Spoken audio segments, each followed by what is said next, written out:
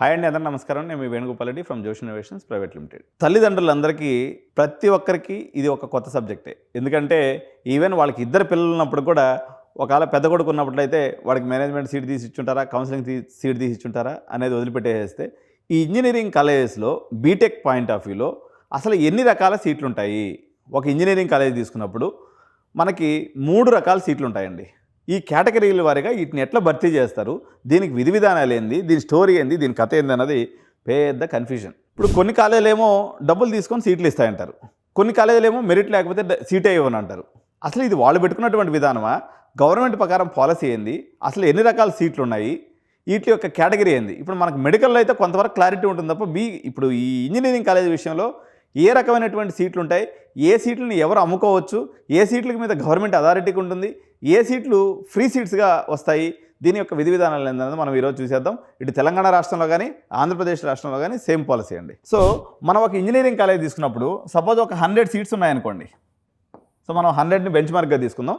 100 సీట్స్లో 70 సీట్లు ఏదైతే ఉన్నాయో, అవుట్ ఆఫ్ 100లో 70 సీట్స్ ఏదైతే ఉన్నాయో వీటిని ఏ కేటగిరీ సీట్స్ అంటారు.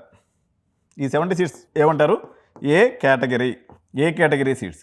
ఈ ఏ కేటగిరీ సీట్స్ ఏదైతే ఉన్నాయో తెలంగాణలో అయితే టీఎస్ వెబ్సైట్ ద్వారా నింపుతారు. టీఎస్ వెబ్సైట్ అనేది మనకి మే నెలలో నడుస్తుంది. దాని తర్వాత ఫస్ట్ ఫేజ్ కౌన్సిలింగ్ ఉంటుంది, దాని తర్వాత సెకండ్ ఫేజ్ కౌన్సిలింగ్ ఉంటుంది, దాని తర్వాత థర్డ్ ఫేజ్ కౌన్సిలింగ్ ఉంటుంది. సర్టిఫికేట్ వెరిఫికేషన్ అయిన తర్వాత 3 ఫేజుల్లో మనం పోయేసి కంప్యూటర్ ముందు కూర్చొని ఆప్షన్స్ పెట్టుకున్నట్లయితే మనకి సీట్ అలాట్మెంట్ అనేది జరుగుతుంది. ఓకే, ఈ 70 సీట్ని ఈ రకంగా భర్తీ చేస్తారు. ఒకవేళ 3 ఫేజ్ కౌన్సిలింగ్లు అయిపోయినాయి, అదే ఏపీ గానైతే ఏపీ వెబ్సైట్ అంటారు, ఏపీ వెబ్సైట్ దీని ద్వారా నింపుతారనమాట. దీనికి ఇంటర్మీడియట్ స్కోర్తో కానీ జేఈ మెయిన్ స్కోర్తో కానీ ఏ ఇతర దాంతో కానీ సంబంధం లేదు. ఇది దేని మీద ఆధారపడి ఈ సీట్లని భర్తీ చేస్తారు అన్నట్లయితే ఈ 70 సీట్లు ఏదైతే ఉన్నాయో వీటిని కేవలం మీరు రాస్తారు కదా మే నెలలో రాయబోయేటువంటి టీఎస్ ఎంసెట్ లేకపోతే ఏపీ వెబ్సైట్. ఈ వెబ్సైట్లో మీరు సాధించినటువంటి మార్కులను బట్టి 160 మార్కులు ఉంటుంది ఎగ్జామ్. ఇది మీకు మంచి మార్కులు కానీ తెచ్చుకున్నట్లయితే మీకు ఒక ర్యాంక్ అలాట్ చేస్తారనమాట.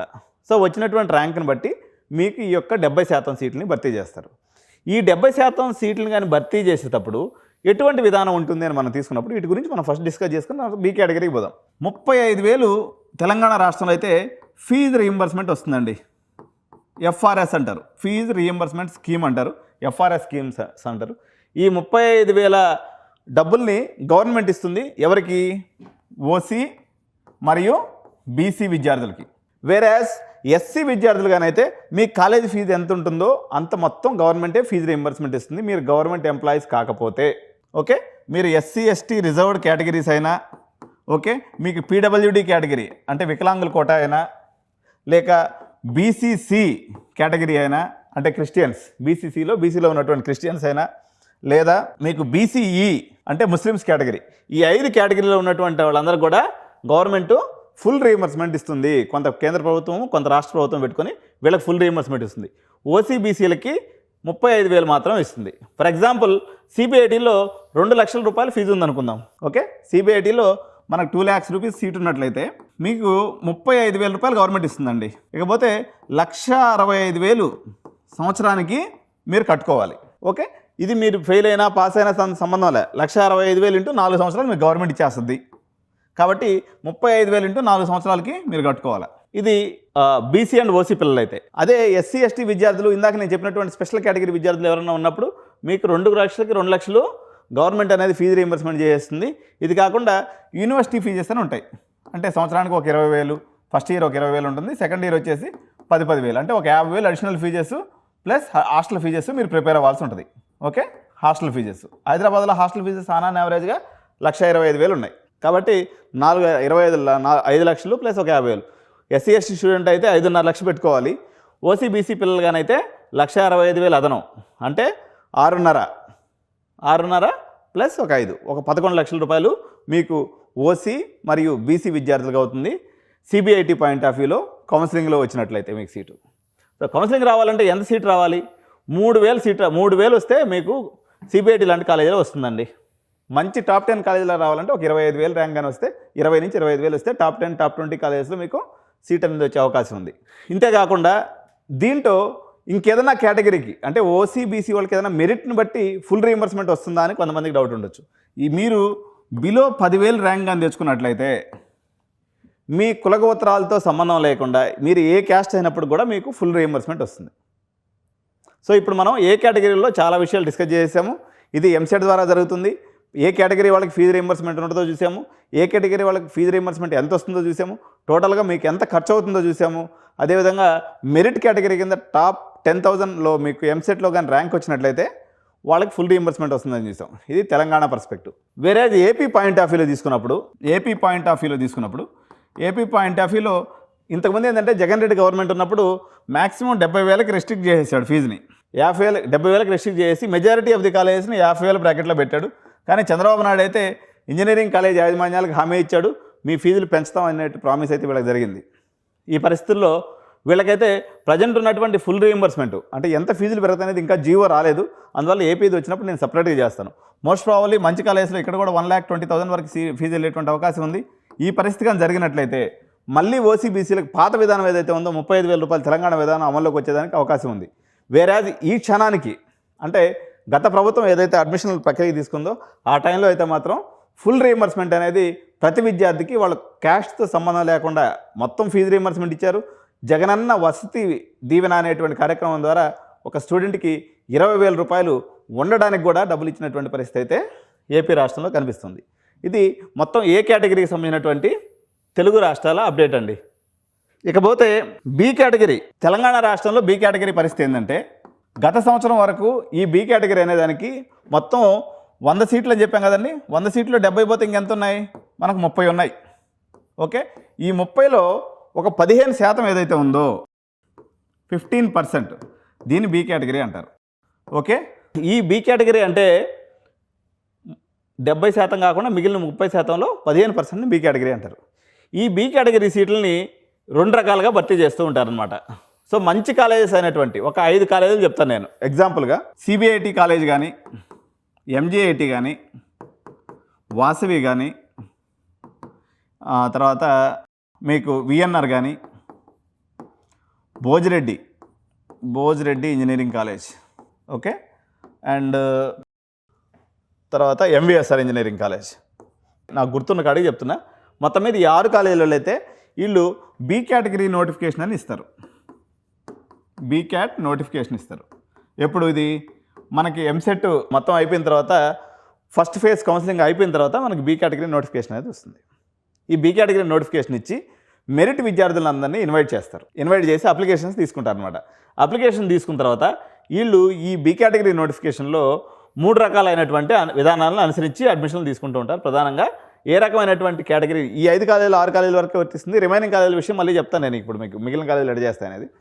వీళ్ళు ఏం చేస్తారంటే ఈ వచ్చినటువంటి మెరిట్ లిస్ట్ని ఇట్లా సెగ్రిగేట్ చేస్తారు. మొట్టమొదటిగా వీళ్ళు ఎవరైతే జేఈఈ మెయిన్స్లో మంచి పర్సంటైల్ ఉంటుందో వాళ్ళకి ఫస్ట్ సీట్స్ అన్నీ ఇస్తారండి. సరే మీరు ఫస్ట్ ఒక టాప్ 3 కాలేజెస్లో జేఈఈ మెయిన్స్లో సిఎస్సి ఏఎంఎల్ ఎంతవరకు వస్తుంది అన్నట్లయితే ఈ సంవత్సరం ఉన్న పరిస్థితి చూస్తున్నట్లయితే 96 to 98 మధ్యలో సూపర్ కాంపిటీషన్ అండి తెలంగాణ. సిబిఐటి లాంటి కాలేజీలో అయితే 96 to 98 పర్సెంటైల్ ఉంటే మీకు బి కేటగిరీలో సీట్ వస్తుంది. ఎవరికైతే ఈ 6 కాలేజీల్లో బి కేటగిరీలో సీట్ వస్తుందో వాళ్ళు ఆ కాలేజీలో డొనేషన్ అమౌంట్ కట్టాల్సిన అవసరం లేదు. గవర్నమెంట్ ఏదైతే ప్రిస్క్రైబ్డ్ ఫీజు ఉందో ఇప్పుడు సిబిఐటి పాయింట్ ఆఫ్ వ్యూలో 2 లక్షలు ఉంది. మీకు జేఈఈ మెయిన్స్ ద్వారా సిబిఐటిలో సీట్ వచ్చినట్లయితే కేవలం 2 లక్షలు కడితే సరిపోతుంది. 2 లక్షలు ఇంటూ 4 సంవత్సరాలు 8 లక్షలు అంతే. దీంట్లో డొనేషన్ కట్టే అవసరం లేదు.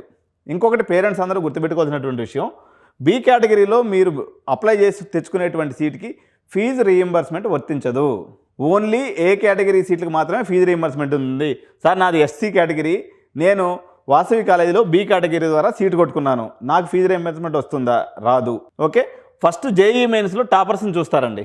ఓకే, జేఈఈ మెయిన్స్లో టాపర్స్ అందరూ ఎగ్జాస్ట్ అయిపోయిన తర్వాత అంటే ఫస్ట్ జేఈఈ మెయిన్స్ చూసుకున్నారనుకోండి. మీరు అనుకోవచ్చు జేఈఈ మెయిన్స్లో మీరు 96 to 98 అన్నారు కదా సార్ సిబిఐటిలో, దాని తర్వాత ఎలా చూస్తారనుకున్నట్లయితే 70% వచ్చినా సరే ఫస్ట్ జేఈఈ మెయిన్స్ వాడికే అవకాశం. ఓకే, జేఈఈ మెయిన్స్ వాడికి ఫస్ట్ ఇచ్చిన తర్వాత సెకండ్ మెరిట్ ఇదేం చూస్తారంటే తెలంగాణ వెబ్సైట్ చూస్తారు. తెలంగాణ వెబ్సైట్ అనేది చూస్తారు. ఈ టీఎస్ వెబ్సైట్లో వచ్చిన ర్యాంక్ని బట్టి ఇస్తారు. ఈ 2 మార్గాల్లో వస్తుంది. బి కేటగిరీలో మీకు ఎక్కడ సీట్లు వచ్చినా ఈ మార్గం ద్వారా మీకు భర్తీ అనేది జరుగుతుంది. ఇది కాంప్లెక్స్ ప్రక్రియ ఉంటుంది. వీటి 3 మధ్య టామ్ అండ్ జెర్రీ గేమ్ నడుస్తుంది. దేనికి మధ్య విఎన్ఆర్, వాసవి, సిబిఐటి మధ్యలో వీళ్ళందరూ ఖచ్చితంగా మీరు ఎవరైతే మెంబర్షిప్ తీసుకోకుండా అబ్బా వేణు సార్ మొత్తం చెప్పేస్తున్నాడు వీడియోలో, మనమైతే శుద్ధంగా నోట్ చేసుకొని తీసుకుందామని అనుకోవద్దు. ఎందుకంటే ఈ టామ్ అండ్ జెర్రీ గేమ్ ఎటువంటిదంటే నేను చెప్తాను సింపుల్గా మీకు ప్రెడిక్షన్. సేమ్ డే రోజు ఆ విఎన్ఆర్ వాళ్ళు మెరిట్ లిస్ట్ మొత్తాన్ని పిలుస్తారు. సర్టిఫికేట్ ఇక్కడ ఇస్తే కానీ సీట్ కన్ఫర్మ్ చేయమని అంటాడు. అదే రోజు సిబిఐటి కూడా కౌన్సిలింగ్ పెడతాడు. సర్టిఫికేట్ ఎవడ ఇవ్వాలా ఆడవాలా, ఆడికి పోయి ఇక్కడికి వచ్చే లోపల ఏడ సీటు పోద్ది ఆడ సీటు పోద్ది. ఇది చాలా డేంజరస్ గేమ్ ఉంటుంది. ఈ డేంజరస్ గేమ్ని మాత్రం పేరెంట్స్ సొంతంగా ఆడాలనే ప్రయత్నం చేయొద్దు. టీం మెంబర్గా నన్ను కూడా పెట్టుకోండి.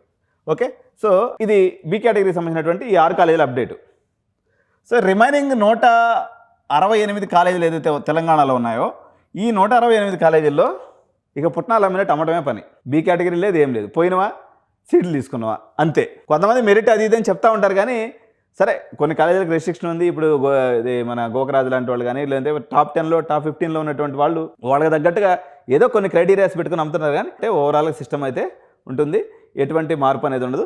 డబ్బులు పెట్టుకోవాలా, ఆ కాలేజీ వాళ్ళు పెట్టినటువంటి మినిమం క్రైటీరియా. కొంతమంది 90% కావాలంటారు, కొంతమంది ఎంసెట్లో 50,000 లోపు ర్యాంక్ ఉండాలంటారు. ఇట్లా వాళ్ళకి తోచినటువంటి క్రైటీరియా వాళ్ళు పెడుతూ ఉంటారు. దాన్ని బట్టి రిమైనింగ్ కాలేజీలో డబ్బులు మూట తీసుకోవాలా, కొనుక్కోవాలా సీట్ని. అయితే తెలంగాణ గవర్నమెంట్ ఏదైతే ఉందో ఈ సంవత్సరం ఈ బి కేటగిరీని ఆన్లైన్ చేస్తారు అనేటువంటి వదంతులు ఎన్నొస్తూ ఉన్నాయి. నాకు తెలిసి వదంతులు అనే మాటను నేను ఇంటెన్షనల్గా వాడాను. ఇది నిజమయ్యేటువంటి అవకాశం మేబీ కల్లో గిట్లా అవ్వచ్చు నాకు తెలిసి అయితే. ఎందుకంటే ఇది చాలా ఆర్గనైజ్డ్ లాబియింగ్ ఉంటుంది దీంట్లో. ఒకవేళ రేవంత్ అని సీఎం అయినంత మాత్రాన, విద్యాశాఖ అంత మాత్రాన సడన్గా రాత్రి డెసిషన్స్ అనేవి మారవు. ఇది ఎప్పటి నుంచో ఆనవాయితీగా నడుస్తుంది కాబట్టి దీంట్లో పెద్ద మార్పు ఉండదని, ఉంటే బాగుండని నేను కూడా అనుకుంటున్నాను. కానీ ఉండదని అయితే నాకు అనిపిస్తుంది. ఇది నా మనసాక్షికి సంబంధించినటువంటి విషయం. మేబీ ఏదైనా జీవోలు వచ్చిన తర్వాత మనం చూద్దాం. కానీ ప్రస్తుతానికైతే బి కేటగిరీ కూడా ఫర్ సేల్ అని మాత్రమే మనం యాజ్ ఆన్ టుడే అనుకోవచ్చు. అది ఫర్ సేలా లేకపోతే మెరిట్ స్టూడెంట్కి వస్తుందా, ఒకవేళ వచ్చినప్పుడు ఎటువంటి కన్సిక్వెన్సెస్ వస్తాయనేది. బి కేటగిరీ ఫర్ సేల్ కాకుండా డైరెక్ట్గా గవర్నమెంట్ తీసుకునేటువంటి అవకాశం కేవలం 1%, పాత విధానమే కొనసాగేటువంటి అవకాశం 99% ఉంది. సో ఈ యొక్క జీవో ఏ రూపంలో వస్తే ఆ రూపంలో గవర్నమెంట్తో మనం కలిసి పనిచేయాలి కాబట్టి we have to respect hour democratic government కాబట్టి మనం చూద్దాం. సో ఏ రకమైనటువంటి నిర్ణయం వస్తే ఆ రకంగా నేను మీకు అందరికన్నా ముందు తెలియజేస్తాను. ఆ రకమైనటువంటి నిర్ణయాన్ని మనం ఫాలో అయిపోదాం. కానీ ఇక్కడ ఉన్నటువంటి 3వ కేటగిరీ తెలంగాణ పాయింట్ ఆఫ్ వ్యూలో సి కేటగిరీ అండి. ఈ సి కేటగిరీ అని అంటారు. దీన్నే మరో పేరు వచ్చేసి ఎన్ఆర్ఐ సీట్స్ అంటారు. సో ఈ ఎన్ఆర్ఐ సీట్ని ఎలా భర్తీ చేస్తారు? ఇందాక చెప్పినటువంటి నేను 6 కాలేజీల్లో సేమ్ ఎన్ఆర్ఐ కూడా సపరేట్ నోటిఫికేషన్ పడుతుంది. దీనికి సహజంగా పెద్ద కాలేజీలందరూ $5,000 అమెరికన్ డాలర్స్ ఫీజుగా పెడతారు. ఓకే, $5,000 ఫీజు ఉంటుంది. సార్ నిజంగా మేము ఎన్ఆర్ఐలో అయి ఉంటేనే ఈ సీట్ తీసుకోవచ్చా? అదేమీ లేదు. మనం ఏదో ఒక డాక్యుమెంట్ పెట్టేసి కొట్టేయచ్చు అనమాట. కాకపోతే వాళ్ళకి కావాల్సింది ఏంటంటే $5,000 మేము పెద్ద కాలేజీలో అని చెప్పుకునేదానికి. వాసవిలో ఒక్కదంటే ఎన్ఆర్ఐ సీట్ ఉండదు. రిమైనింగ్ 5 కాలేజీల్లో ఎన్ఆర్ఐ సీట్ ఉంటుంది. $5,000 వేసుకోవాలా, అప్లికేషన్ వేసుకోవాలా, జాగ్రత్తగా నింపుకోవాలా. ఎన్ఆర్ఐ సీట్లో కానీ మనం పోయినప్పుడు సిఎస్సికి అయితే $5,000 పెడుతున్నారు. మెకానికల్ సివిల్ అట్రాక్టివ్కి అయితే $3,000 ఛార్జ్ చేస్తున్నారు ఇంటూ 4 years. దీనికి ఏం ప్రాతిపదికగా వాళ్ళు తీసుకుంటారు అన్నట్లయితే ఎన్ఆర్ఐ కేటగిరీకి ఎట్టి పరిస్థితుల్లో మీరు జేఈ మెయిన్స్ కానీ ఎంసెట్ని కానీ కేటగిరీగా తీసుకోరు. ఇది ప్యూర్లీ ఇంటర్మీడియట్ మెరిట్ బేస్ మీద ఉంటుంది. ఉదాహరణకి సిబిఐటి తీసుకున్నాం అనుకోండి, మీకు సిఎస్సి సీట్ రావాలా ఎన్ఆర్ఐ కేటగిరీలో అన్నట్లయితే 99% ఇంటర్మీడియట్లో కానీ ఉంటే మీకు డైరెక్ట్ సీట్ అనేది వచ్చేదానికి అవకాశం ఉంది. అంటే మీకు డొనేషన్ లేకుండా, అంటే $5,000 ఇంటూ 4 years కట్టుకున్నట్లయితే మీకు ఒక 20 లక్షల్లో సిబిఐటీలో సీట్ అయిపోతుంది. అట్ట కాదు, దీంట్లో ఏదైనా మళ్ళీ దొడిదారిని పోవాలనుకుంటే మళ్ళీ దానికి $10 లక్షలు, $12 లక్షలు డొనేషన్ కట్టుకోవాల్సి ఉంటుంది. అది ఇక మీ ఇష్టము. కానీ టాప్ 3 కాలేజెస్లో మాత్రం డొనేషన్ సీట్ అయినా ఎన్ఆర్ఐ సీట్ అయినా మీకు మినిమం టాప్ 5 కాలేజెస్లో అయితే 90% బిలో అసలు అవ్వదు. కానీ 95% ఉన్నటువంటి పేరెంట్స్ మాత్రమే అప్రోచ్ అయితే ఇది నిజంగా జరిగేటువంటి అవకాశం ఉంది. చాలామంది చెప్తూ ఉంటారు మేము 20,000 కడితే మీకు మొత్తం అడ్జస్ట్ చేస్తాం అని చెప్పి జరుగుతూ ఉంటారు. ఇవన్నీ ఏం జరగవు. చాలా టఫ్ ఉంటుంది సిచ్యువేషన్. దీనికోసం తెలంగాణలో ఉన్నటువంటి డబ్బు ఉన్నటువంటి పేరెంట్స్ అందరూ కూడా ట్రై చేస్తూ ఉంటారు కాబట్టి అంత ఈజీ ఏం కాదు. ఇది తెలంగాణకు సంబంధించినటువంటి సి కేటగిరీ సిచ్యువేషన్. ఇకపోతే ఆంధ్రప్రదేశ్ రాష్ట్రానికి వచ్చినప్పుడు ఏపీలో ఏం సిచ్యువేషన్ ఉందంటే, మీకు సపోజు 45,000 పెట్టిండు జగనన్న ఒక కాలేజీకి అనుకుందాం పాత గవర్నమెంట్లో. సో దీని మీద 3 రెట్లు అంటే 4 3 12 1,45,000 మీకు మేనేజ్మెంట్ సీట్. ఇది కూడా గవర్నమెంటే భర్తీ చేస్తుంది యాజ్ పర్ మెరిట్. దీని మీద 3 టైమ్స్ ఎవరికైతే ఉంటుందో 1,45,000 ఆన్లైన్లో కట్టేసుకోవాలా, కాలేజీకి వెళ్ళి చేరుకోవాలి. వాళ్ళు సింగిల్ విధానం పెట్టుకున్నారు, వాళ్ళు బీక్యాట్ సీక్యాట్ ఇన్ని రకాలు పెట్టుకోవాలి. మొత్తానికైతే ఈ విధానంలో ఆంధ్రప్రదేశ్లో భర్తీ అవుతుంది. ఏపీ గవర్నమెంట్ ఏదైతే కొత్త గవర్నమెంట్ ఫామ్ అయిందో, NDA government BJP plus Janasena Chandrababu Naidu ఆధ్వర్యంలో ఏర్పడినటువంటి గవర్నమెంట్ ఎటువంటి కొత్త విధానం తీసుకొస్తుందనేది మనం వేచి చూడాల్సినటువంటి పరిస్థితి. ఆ కొత్త పాలసీ ఏదైతే రాగానే అప్పుడు చేస్తాం. ఇది కాకుండా 4వ కేటగిరీ కూడా ఉందండి. ఓకే, తెలంగాణలో తీసుకున్నప్పుడు 4వ కేటగిరీ కింద మనం స్పాట్ అడ్మిషన్స్ అంటాం. Spot admissions.